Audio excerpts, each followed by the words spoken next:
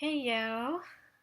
If you've read anything that I've written about life purpose or watched any of my videos, you know that I don't think life purpose is something that you find and you stick with. Like it's a clear answer that you just need to figure out what that answer is. I think that life purpose is a path, and that if you stay in touch with what brings you joy, then new things are going to become your purpose all the time. And to share with you that I actually walk my talk, I um, have started my business as an artist. And this has been incredibly terrifying because I've been in the personal development industry since I was 18 years old. And so that's, I just turned 30, so that's 12 years. And I just wanted to share with you, since I'm getting to kind of start over and maybe go through some of the things that many of you are going through, facing a lot of my fears and figuring out how to fit this new passion into my life without sacrificing myself financially and my well-being, and how to manage it all.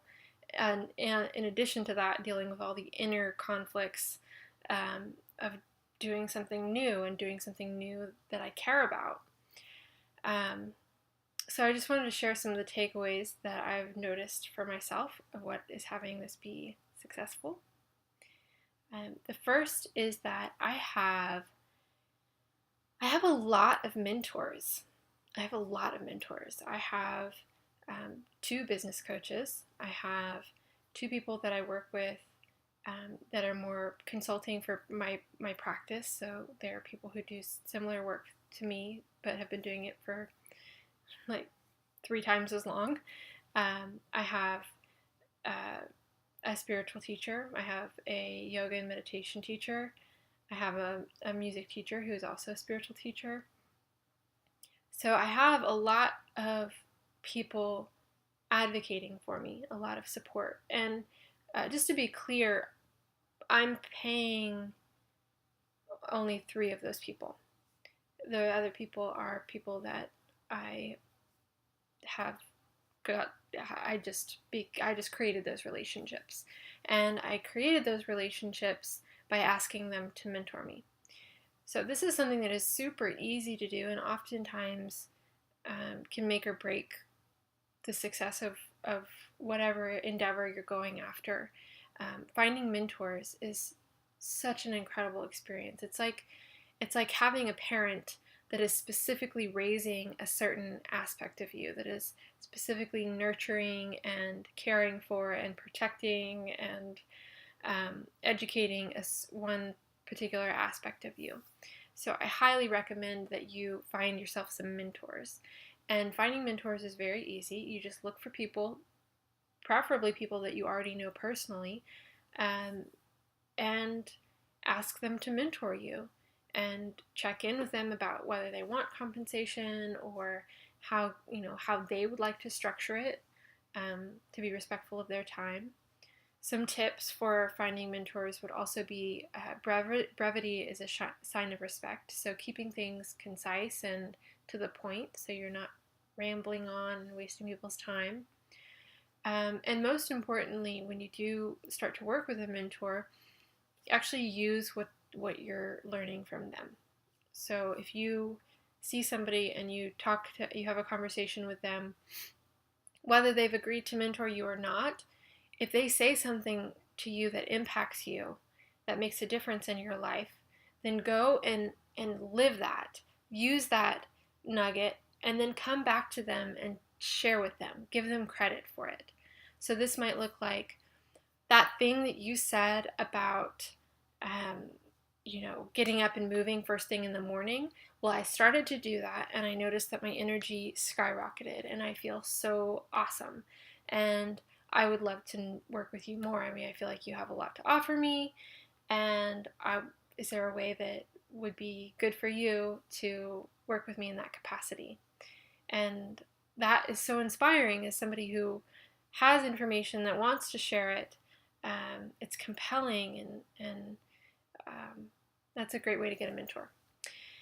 So that's the first, mentoring.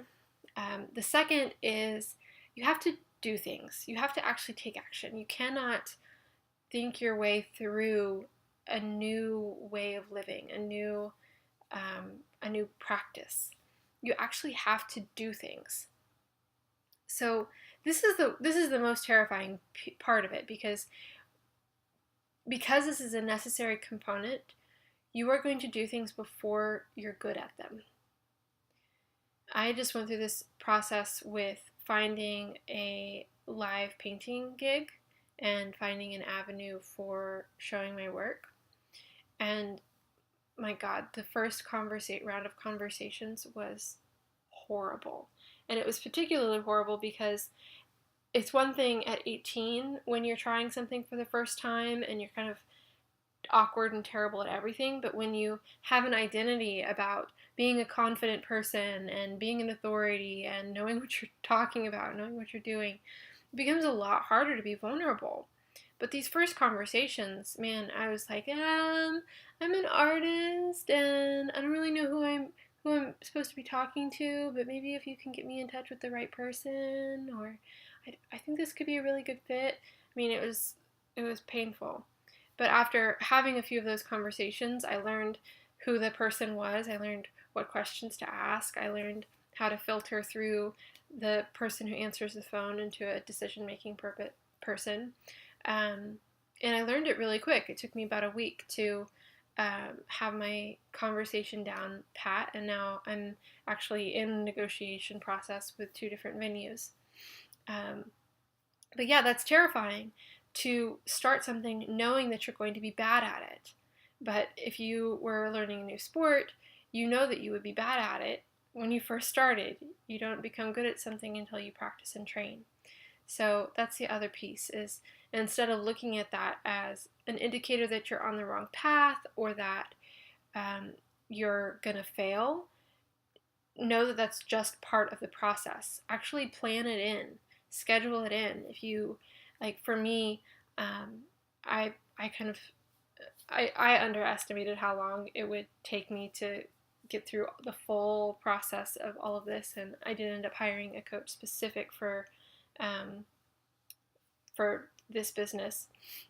But for me, I looked at, what is my goal? My goal was